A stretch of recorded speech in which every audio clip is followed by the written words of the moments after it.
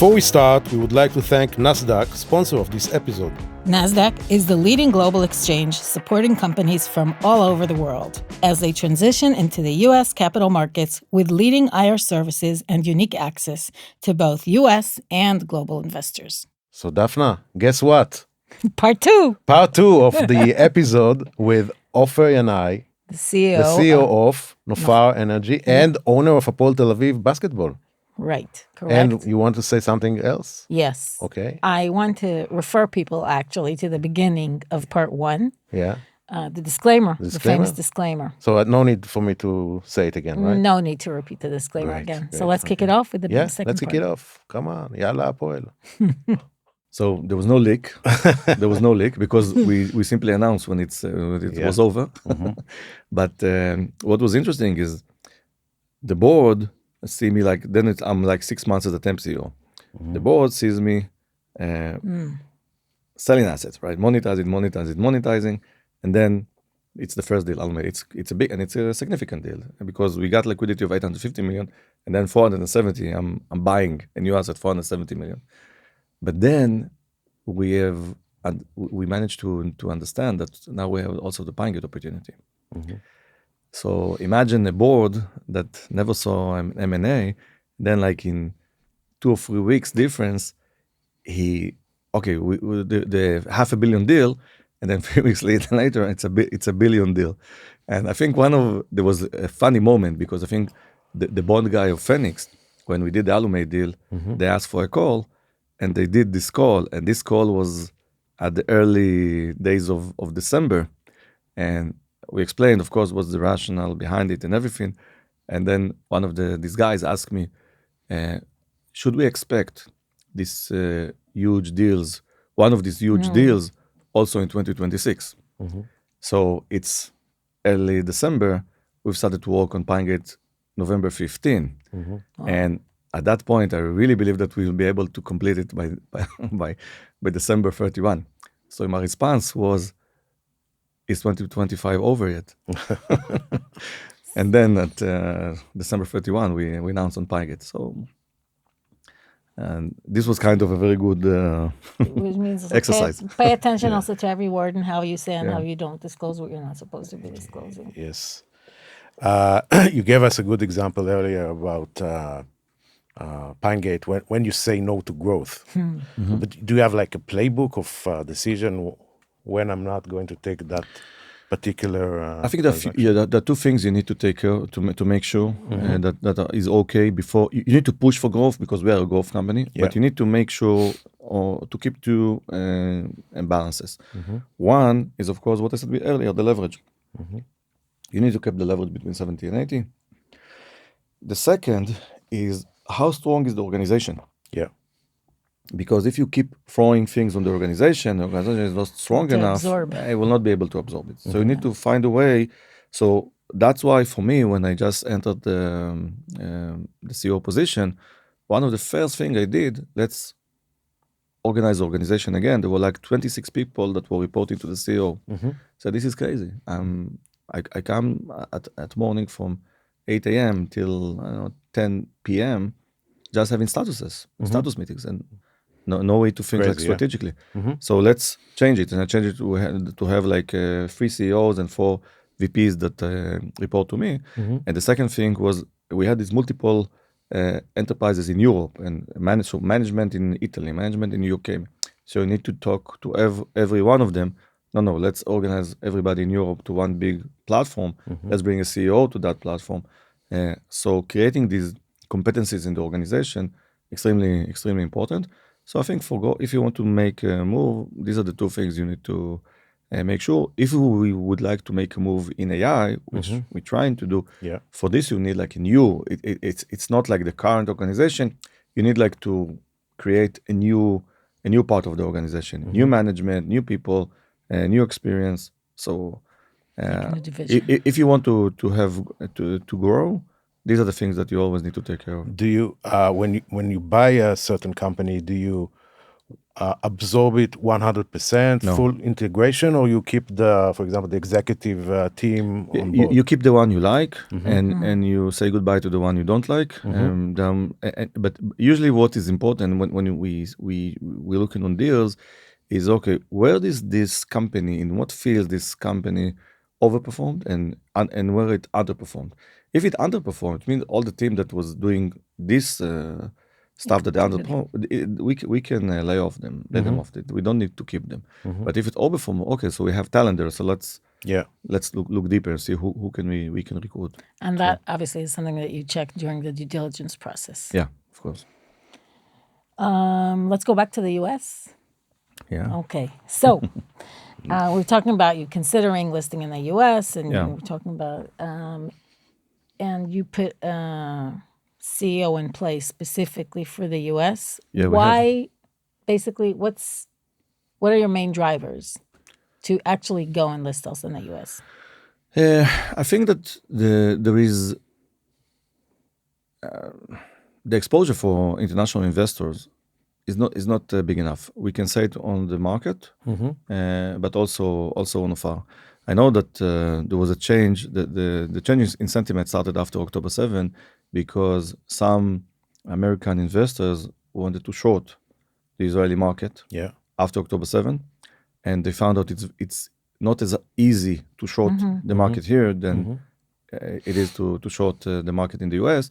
But after a while, they were happy they didn't short because our economy outperform everyone. Outperform and show the resilience. So I think the sentiment now for Israel is more positive. Also the fact that we've been operating as allies with the US to fix the world problem, right? Iran and everything. So it's also create a positive sentiment. So this is one reason. In the capital markets, you think? Or yeah, and then the second thing is the deeper pockets or the deepest pockets, right, are there. I think 62% of the world equity are in the US.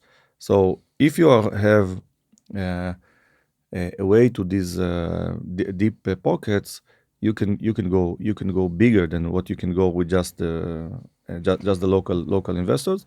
And if you have in mind the fact that now we're entering the era of AI, that the capex and the investment is, I don't know, a few magnitude bigger than what we're all used to, it's kind of a natural fit to move forward in that direction. I believe sometimes like diversity. Just like you want to diversify your business, also your investor base is a good idea to diversify. So initially the plan is to simply register there and be a dual-listed company, or to raise funds there? We will do something like NYIAX did, which means first just do the dual listing and then start to build the investor base. And at one point you'll have enough of a relationship that are good enough with the American investors, and then they will come to us probably and say, can you IPO, can you put something in NASDAQ?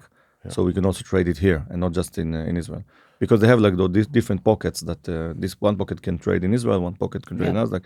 So we'll start with dual listing, we'll build a relationship, and I don't know, a year later probably we'll go for an IPO.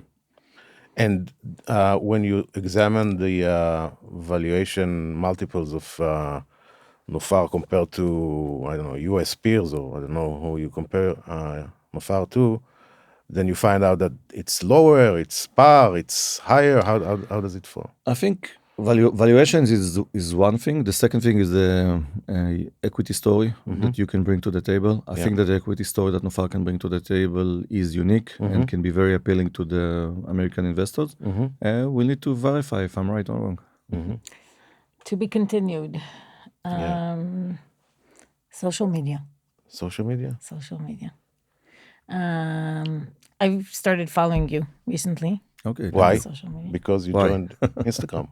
Yeah, right. You became very active. I like not very fashionably late. Yeah, but I opened an Instagram account a few weeks ago, and also Facebook only a few weeks ago. Don't go into TikTok. Don't go into TikTok. I stopped at TikTok. I don't have a TikTok. You don't have TikTok? No. Wow. Okay. So you're not active on LinkedIn also? No LinkedIn, no TikTok. No LinkedIn? So basically, you combine also on your like your posts and stories and stuff. You combine. You also put like sports. We'll talk about sports soon separately. We'll have Yeah. a specific. I have a good segue question into that part. Really? Yeah. Okay. But also about the business, about Nofar. Now, is it something that you've been doing like you have a program in your mind in terms of like how do you decide what to do? You do it? Do you have a social media manager? How Well, does it I have a work? social media team because I don't have time like to put on everything. So I send them, some photos. I said these are the main points. Put up this Because you're post. active. Your account is very active. Sometimes I also put stuff by my own. But I think that as I said at the beginning, a lot is about trust, right? And trust is okay. So these are the numbers, these are the Excel. But do I believe this guy? Do I think this guy is he actually working or just hanging Yeah. out? True. So when they say that you're actually working, I think it helps. And when they see you as a person, it also helps. Maybe I'm also I have kind of I don't mind going into all kind of debates. So this can also create some negative effect, but Yeah.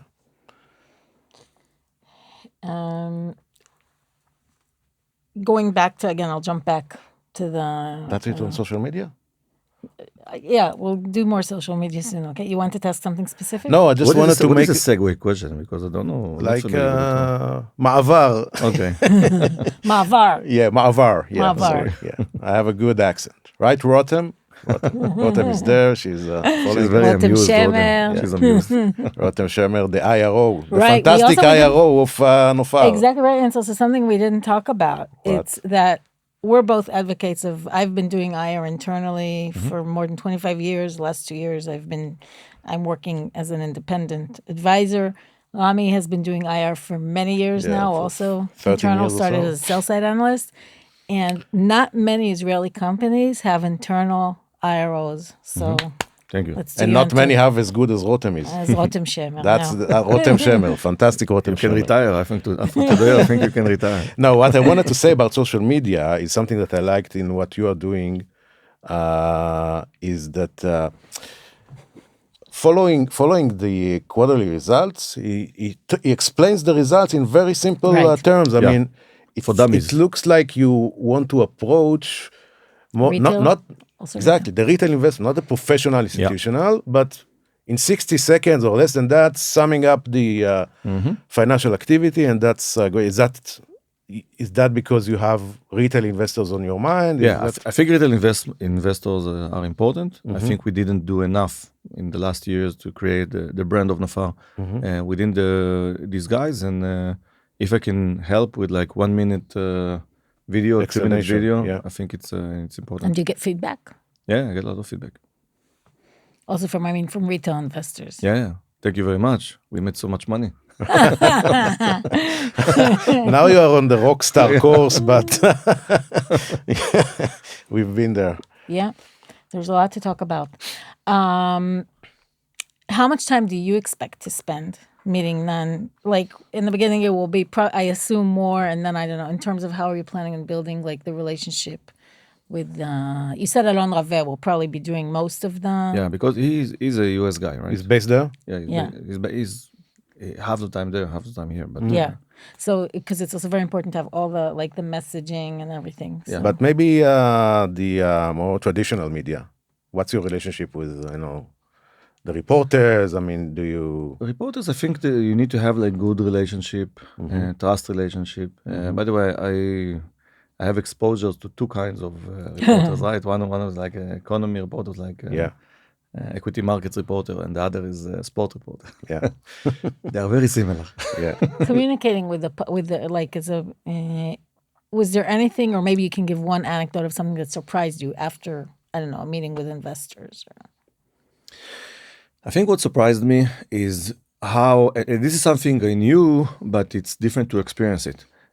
How big is the difference of their impression on who I am if they just like reading the sports news or even the news in general, and when they meet me in person. because this is like the feedback I got many times. yeah, multiple times. Thank you very much for coming. It's such a huge difference. After we sit with you, we discuss, you answer our questions, such a huge difference.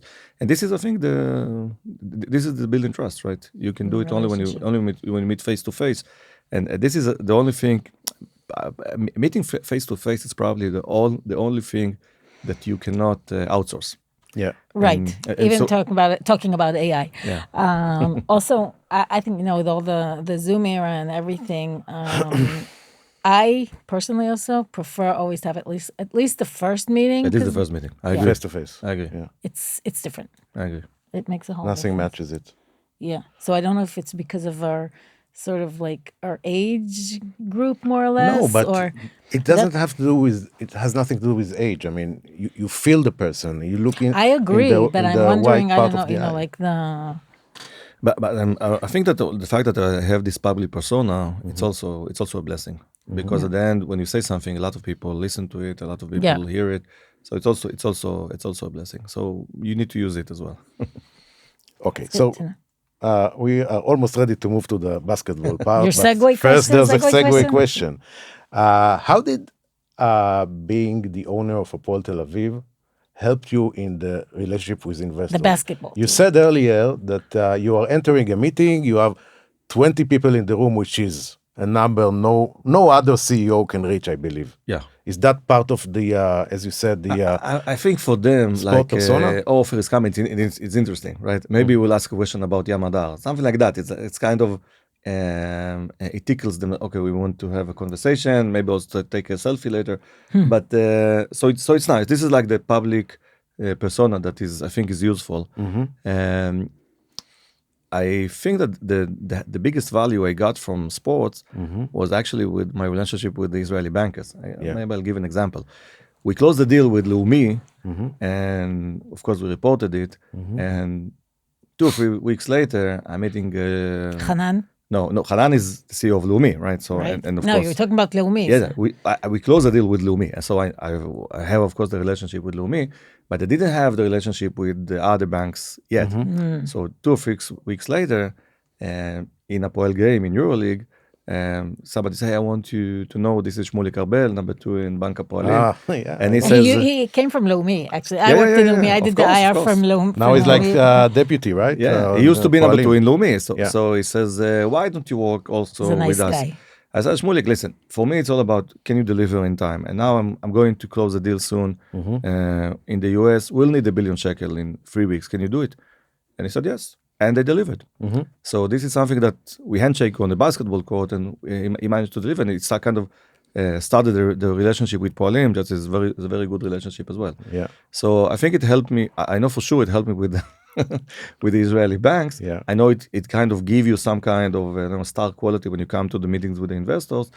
I think there's also a liability that comes with it, because they are always worried about how much time I spend with the sport, how much time I spend with Nofar, but I believe everybody understands that I spend enough time. I think that from the short, communication we had directly, I think you're one person that has probably 36 hours a day. Yeah. Right? It's like you're always. Yeah. When my daughter now is traveling, she's in New Zealand, Australia, so when she's not home, my work day is like 20 hours. When she's home, so 16 or 14 hours. But, So basketball is always like a discussion point in investors yeah, meeting? it's a good icebreaker, right? Yeah. By the way, I had this 10 days in the US meeting all the executives, NVIDIA, AMD, and OpenAI, and other companies. It's also a great icebreaker in those meetings. And I never thought that an NVIDIA executive will discuss Yamadar with me. Daphna, we had a part we want to ask like a fireside. Yeah. Drill But questions. but maybe 2 questions are really important, I think, Go ahead. to ask. And maybe a short answer will do. What is your view? What is better? Long-term shareholders or short-term shareholders? Hedge funds or institutional? I think you need both. For liquidity, you need the short term, but the long term is the most important. And again, it goes back to diversification. Yeah. And also, there's also this thing which is called managing the quarterly or annual expectation of the analyst. So you manage the company, I believe you would say, for the long term, but you still need to kind of be able to meet the quarterly target. So what is your view? Which is more important? We are still not operating in a way of saying this we're going to meet that and that every quarter.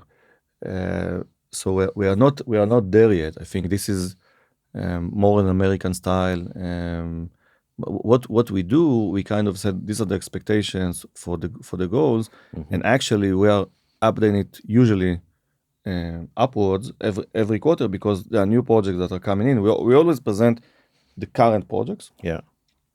If new project emerge in this quarter, so we change it. But I think the most important thing is to go for the long term. Don't get confused by the noise. Yeah. Always, what is the long term? What can you do in the next 1 year, 3 years, 5 years? What do you do tomorrow in order to support this move? This is the most important thing.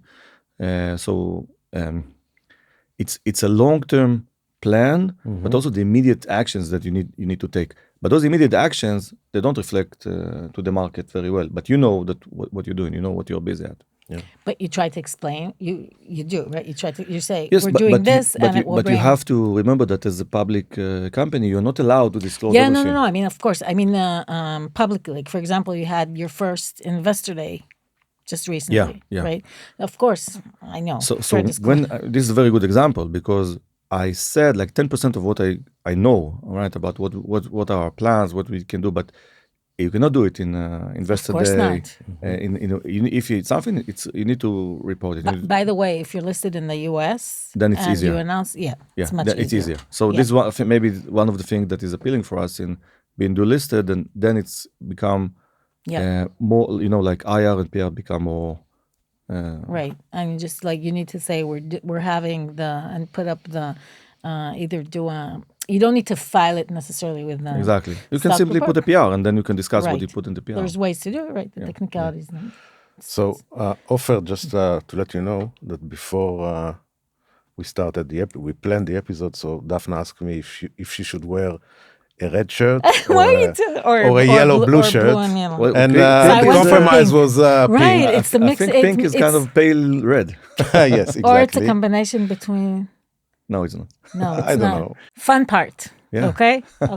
So what we're going to do now is we're going to do like very quick questions. Yeah. Founder or CEO? Both? Can I get both? If I can, so then founder. But if I can get both, it's better. Rami. Debt or equity? Equity. Equity. Long-term shareholders or liquidity? You keep asking a question that the answer is both, but long-term shareholder. That's the story of IR, right? It's not just one. Okay. That's it about that part. Now let's move to another question. He really wants to talk What's about sport. one misconception that investors have about Nofar, in your opinion? I think there are many. One of the misconceptions was that Nofar is leverage. We issued the report after the financial report. We were the least leveraged company in the industry. So that's one example. I think the right conception that is widely spread is that Nofar is extremely cheap, comparing to the peers. But this is something we're trying to close. Oh, okay. Basketball? Basketball, yes. Basketball. Okay. Beautiful sport. Yeah. That I agree. And can I say that I was debating what color shirt to wear? Yeah.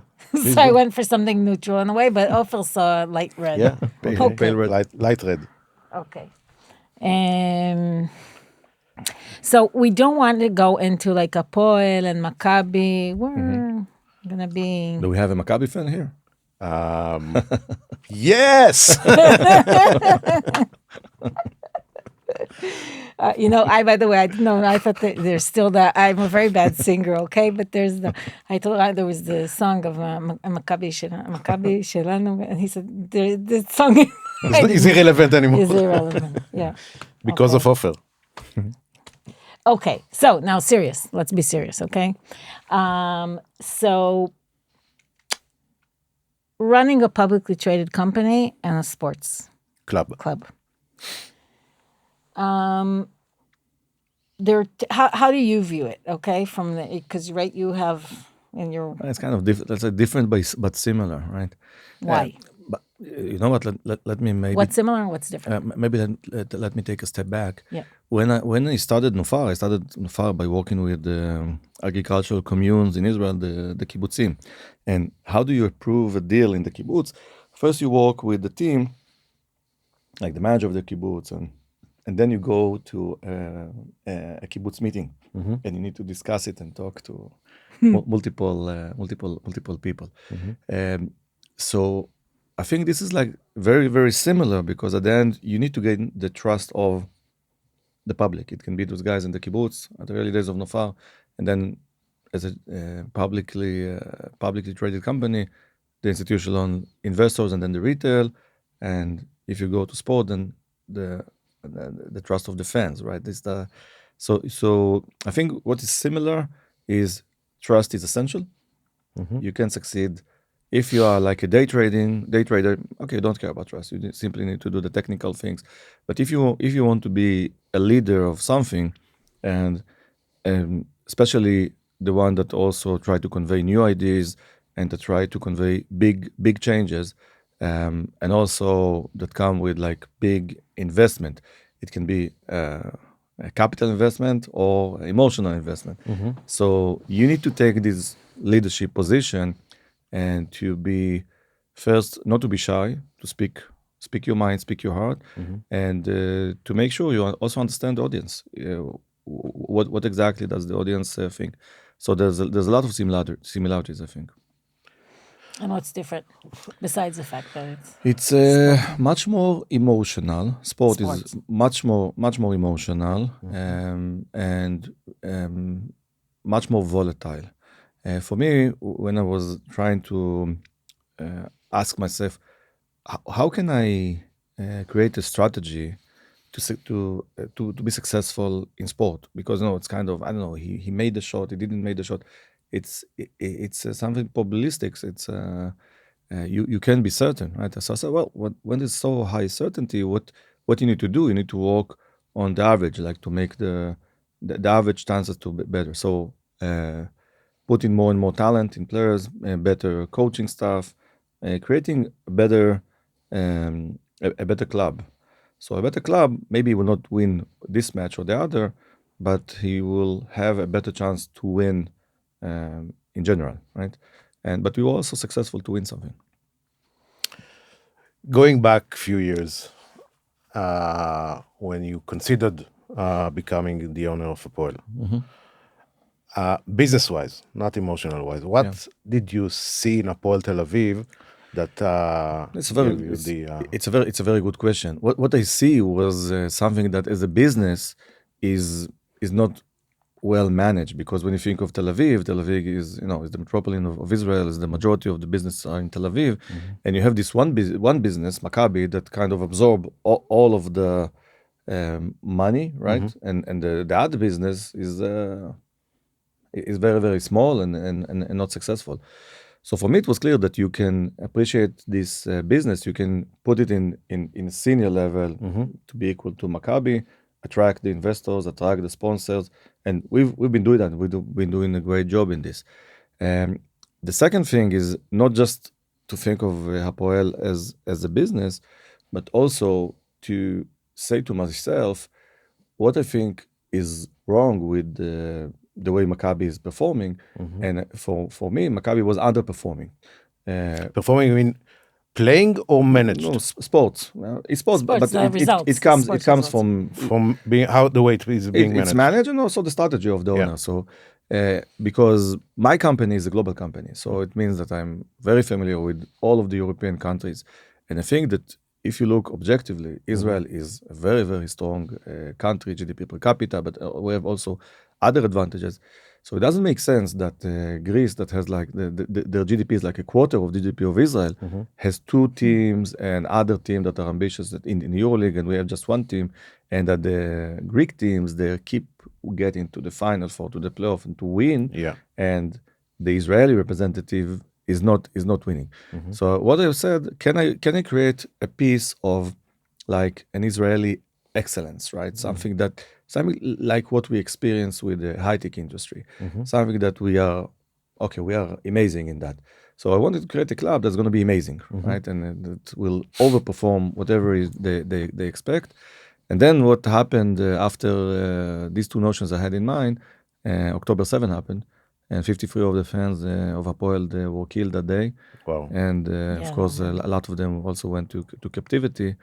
And then it became a bit more emotional for me, first to use the teams as a way to heal the community.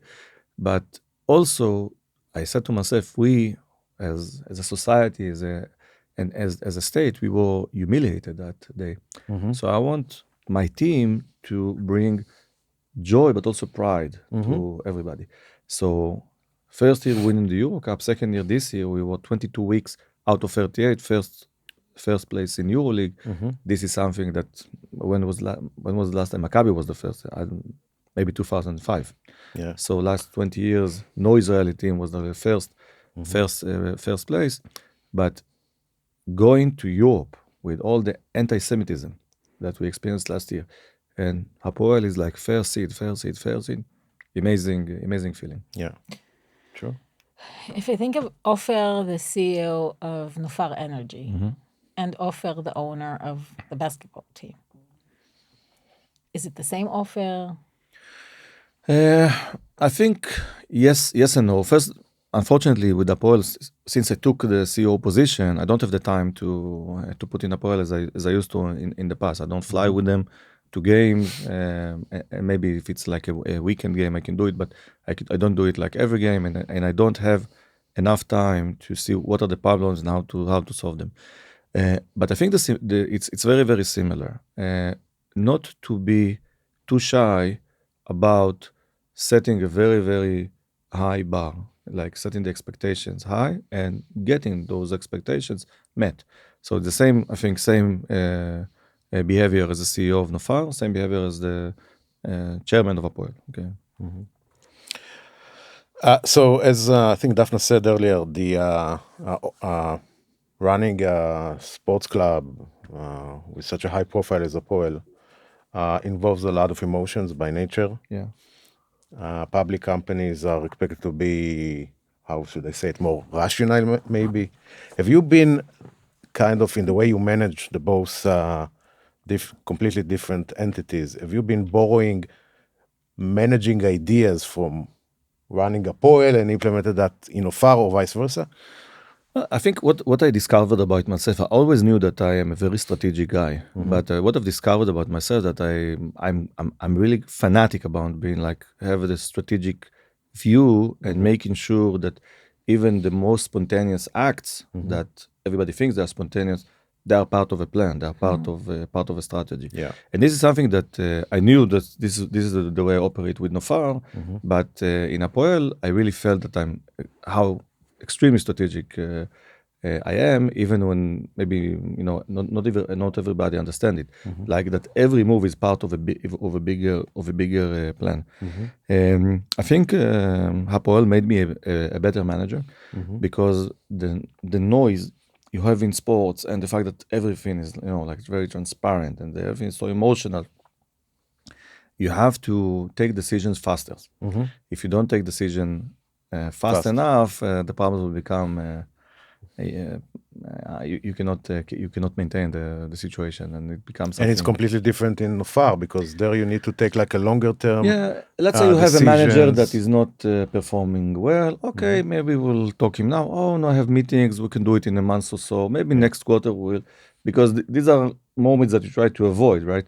But if you have a player that is underperforming, okay, you can like say, okay, it's not. I don't want to do it. But if you don't want to do it, you will not achieve anything. Yeah. So sport is brutal honest, right? So if you're good, you win. If not, then you will not win. And in business, business is also brutal honest. But in sports, everything is more cruel. So once you have this exposure to this environment, I think it makes you a much better manager in business world. I'll take another angle. Go ahead. Fans expect championships, right? Probably. Okay, or to win. Achievements. Investors Achievement. Investors want a return, right? They want to Yeah. make money. Okay. Which audience do you find easier to satisfy? I think both of them are difficult to satisfy, but I think the investors it's more rational when you have an investor it's more rational, and also what is interesting in going to a public company, as you said, the championship and he said achievements, right? Yeah. But there's a certain ceiling, right? Even if you win every achievement, this is like if you are performing in the best possible way. But when you have a company, who's to say where's the ceiling? How you raise the Yeah. bar, raise the bar. Who's You to say can, where's the right. ceiling? That's the point. You can always raise the bar. You can find some similarity for a sport team that starts as a low-level sport team, and then like what we did, the journey. Okay, we were a Euro Cup team, then we won the Euro Cup. Now EuroLeague team, maybe we now to win the EuroLeague, but then there's a ceiling, right? You will not become an NBA team. So there's a ceiling. But with a company, there's no ceiling. So this creates something that is more interesting and more rewarding for a guy like me, which is like a high stake, high reward personality. Yeah, I think the volume of emotions as a fan is much higher, but as an investor, if you are frustrated from a certain company, then you show it to the owner of the company. I mean, how many times were you in a meeting where investors were upset with the performance of the certain company you work for, and you received the fire? I mean, that's part of our job, by the way. Yeah. Right. Yeah. And then, yeah.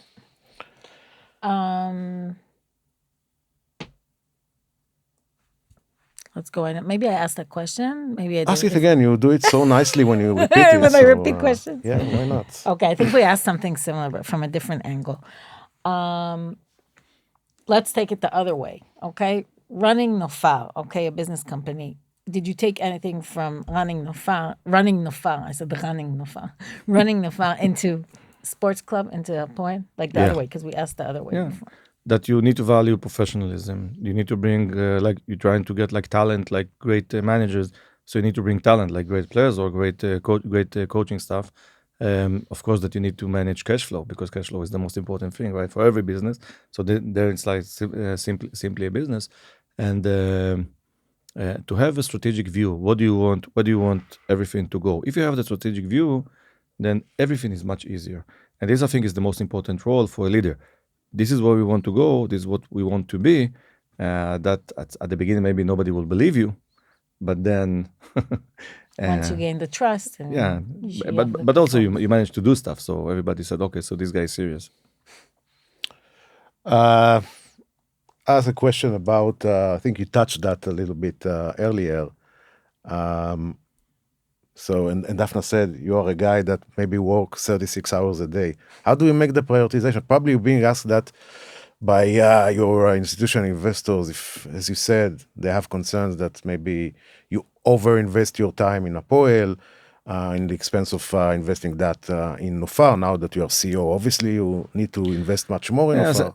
Since I became CEO, that it kind of became extremely clear where you spend, 90% of your time and energy. And actually, I think that if you look on where is my passion is currently in Nofar, in much bigger involvement. The challenge in Hapoel is to create an organization that is independent, right? So what we have now, we have a great roster of owners that co-invest together with me. So we have the calls. We meet like every 6 months, and we have calls from time to time. We have the coaching staff, which is a very good coaching staff, and we have the management that you build it as a management of an organization that is a good management, and which I'm trying to improve it. But it's not my day job, right? So there are like many days that I don't talk to anybody in the system, and there are days that I get involved. But if I get involved, it usually would be like, I don't know, very late at night, have like a few minutes call with the CEO or the sport director, and then give some instruction what I want to happen in the next day. So the majority of the time is around Nofar. Rami, I think we got to the golden tip question. Yeah. So we're actually very close to ending. And we always end with what we call the golden tip. And her name is Daphna Golden, so it's like golden tip. yes, golden tip. But it's your tip. It's your tip. So it's based on your. I'll do that if that's okay, right? Yeah. Because most you of the time get you it like to do that yourself. But based on your experience, what's the most important decision CEOs today should make to position their business for success in like down the road in 3 to 5 years from now? What I believe, Yeah, of course. have a dream and have a good plan. Yeah. Very simple. Don't be shy about the target. Take the highest target you want, like put the bar as high as you want. But have a plan how to do it. I think you demonstrated that clearly when you started with Hapoel, because I think the first year when you moved from the Euro Cup to the Euro League, you said at the beginning we're going to be to make the Final Four, which was who could imagine at that point, but you excelled on that. You broke my heart, but that's okay. Yeah, and what can I say? Ofer. I'm trying to do the same with Nofar right now, so let's see if I can do it. But not to break your heart. No. So we want to say thank you. Yes. Yeah. So thank you. Thank you very much, and thank you for the opportunity to brush my English. תודה. תודה רבה. Thank you, NASDAQ, for supporting Investors and Relations, משקיעים בקשר.